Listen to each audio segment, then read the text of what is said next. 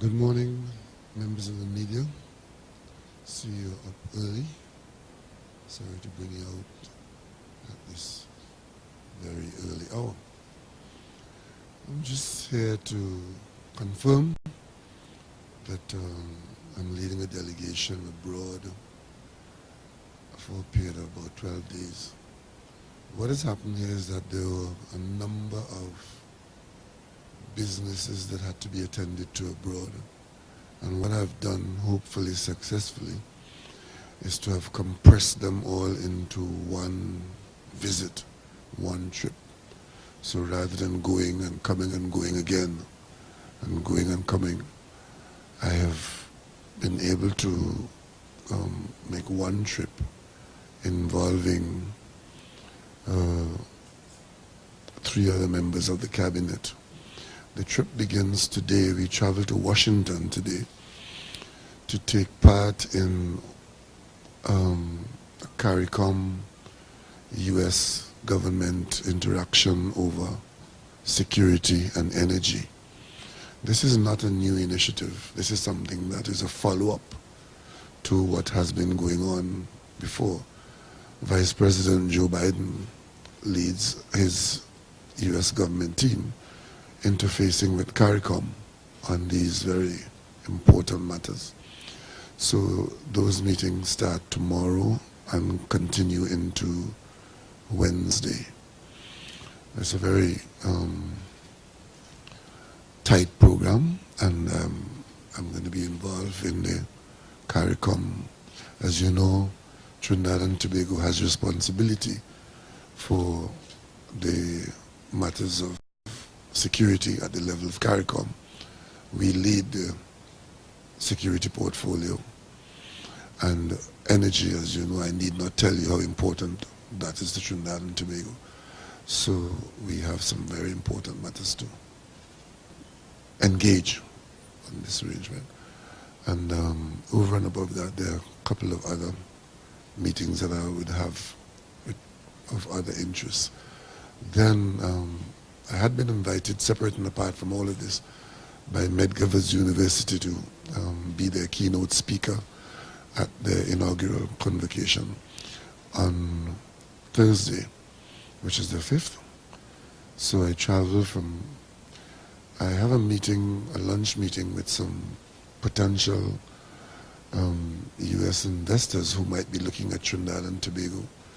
And I meet with them, and after that lunch I rush straight to Washington, New York, getting there in time, hopefully, to go straight to the university and do this keynote address. And that takes up Thursday. Then on Friday I leave for London, where I have some meetings at BP's head office in London. That takes place on Saturday. Then on Sunday I leave for Ghana, where I've been invited to visit by the president of Ghana. I spend I travel on Sunday, get there Sunday evening. So I spend Monday, Tuesday, and most of Wednesday in Ghana. And I leave Ghana on Wednesday night, return to London on Thursday morning, and go straight into an anti-corruption meeting, which Prime Minister Cameron has arranged for G20 countries and has invited Trinidad and Tobago to participate in that. We did take part in the prep meetings for this UK meeting, and Minister Stuart Young had been to the UK at the request of the Cameron Group. So we are involved in that conference on the 12th. On the 13th, we have a couple of other meetings with some other interested parties, and I return on the 14th. So that basically is the program. While I'm away, the cabinet continues to function. This is not like long ago when you leave, you don't know what's going on. I'm in constant communication with my colleagues all, and Mr. Imbert would be acting as Prime Minister at the time, and matters that are underway would continue.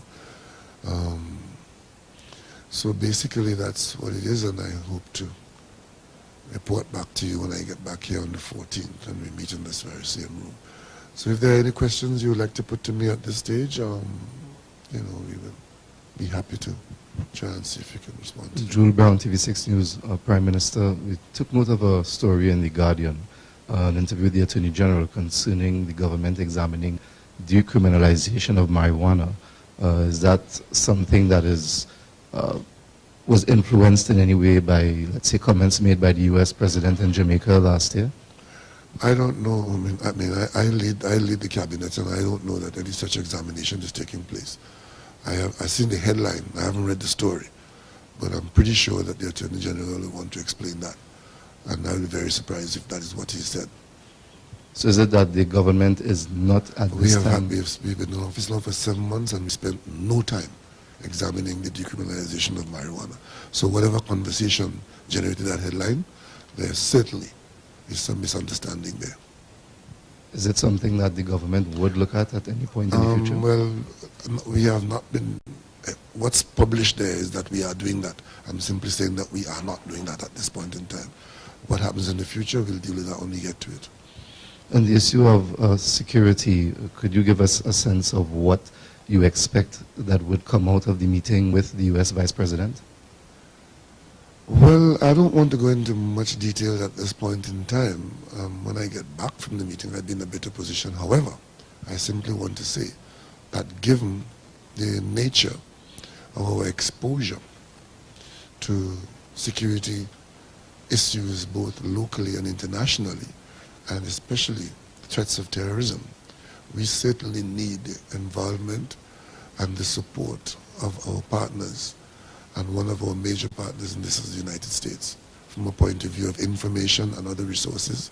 So what we're looking at is the whole security concerns of the small island states vis-a-vis our exposure to what is happening around us. And the United States being one of the major targets of international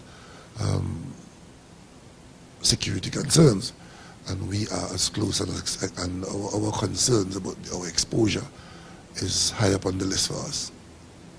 When you meet in the US with the US Vice President and other persons, will the issue of LNG supplies and so on be discussed, given that the US has decreased its importation from Trinidad and Tobago? Well, I guess that these are generic arrangements. The US has gone from being a major importer, and it was one of our major markets for LNG, to becoming a minor market, and the US is on the verge of, if things go the way they have been predicted and projected, the US government policy changes could allow the US to become an exporter, and the first market into which that export might occur is into the Caribbean, and that could have serious consequences for Trinidad and Tobago. So these are the kinds of discussions we'd have. Also, the CARICOM being our major market for manufactured goods from Trinidad and Tobago, CARICOM countries' ability to cope with energy concerns is a matter requiring forward-looking and forward-thinking. Mr. Prime Minister, the cost of the trip, can you just share some information regarding that? I don't have the information, but I tell you it's a lot cheaper than previous trips. Karen Kozier, Philips News. Mr. Prime Minister, your trip to Ghana, can you enlighten us on what the itinerary includes? Why the need to go to Ghana? Ghana is an area in West Africa which is currently entering a period of hydrocarbon exploration with some significant success. Also, it's a country which has tremendous potential for power generation development. The Ghanaians have looked to Trinidad and Tobago and our model of development and have been very impressed with it, and have wanted us to get involved in helping them develop it in an arrangement where Trinidad and Tobago can benefit and Ghana can benefit from our experience and our technical capacity and possibly our investment. There are possibilities, if we can find agreement, for beneficial cooperation between our energy sector and the Ghanaian energy sector with respect to gas and possibly, power generation. Trinidad and Tobago is at the stage of our development now, and as we go forward into the future, it becomes more and more so that we need to be looking for a life beyond our own energy resource base which is depleted, and if we can find openings elsewhere to continue to use the expertise that we have developed over the decades in other areas, then that is where we need to look. And one such area is Ghana, and the Ghanaians are prepared to look at us in this way.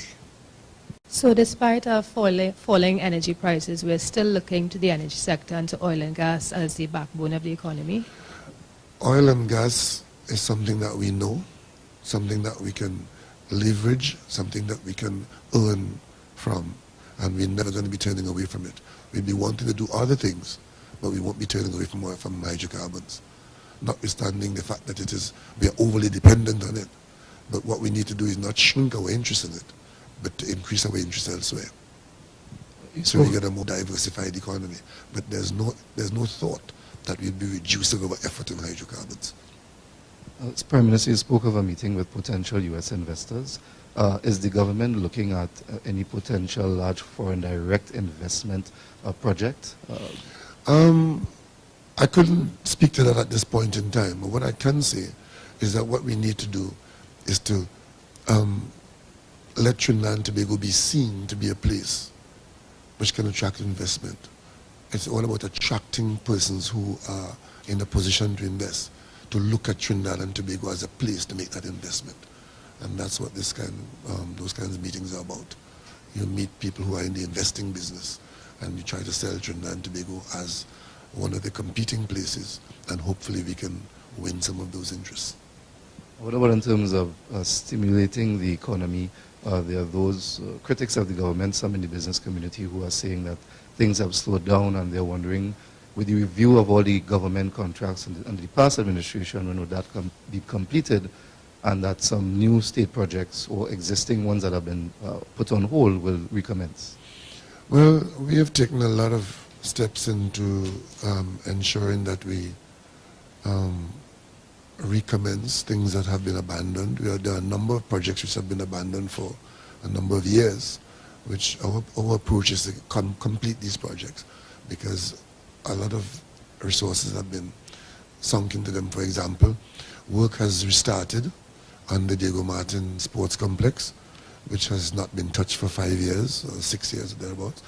Work is about to start, NIPDEC is about to start work on the Carenage Fishing Complex, which again was abandoned for 5 years.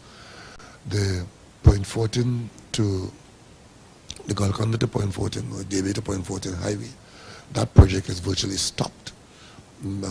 I saw an article, which I really must refer to, written by a university lecturer. I have 3 university degrees, and all from UWI. And, I'm probably going to start another degree soon, because I want to get one that I'm proud of.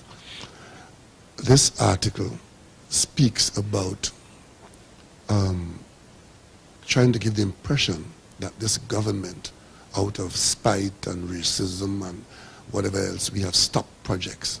I want to make it abundantly clear that the 3 projects that this university political scientist referred to had nothing to do with any action of this government stopping it. Project number 1 was the Point Fortin to Debe to Point Fortin Highway. This government has taken no action to stop that project. When we came into office, we met the project being frustrated. At this point in time, we are seeking to extricate the state from a very difficult, scandalous arrangement. The Attorney General's office, guiding NIDCO, we are going to make some kind of intervention there so that that project can continue under possibly new arrangements. What is going on there now cannot be allowed to continue. You have seen where the equipment that was building that highway was being removed left, right, and center. There's no work going on there, and so on and so on. You had last government spokespersons demanding that we make payments to the contractor. Turns out that more monies had been spent than work done. All kinds of adjustments have been made to the original designs, and so on and so on. That project, we are having to intervene, and it is quite likely that we'll have to terminate that contract and start over with new contracting arrangements to get that highway finished. That's what this government is having to work on. The next one is the campus in Debe.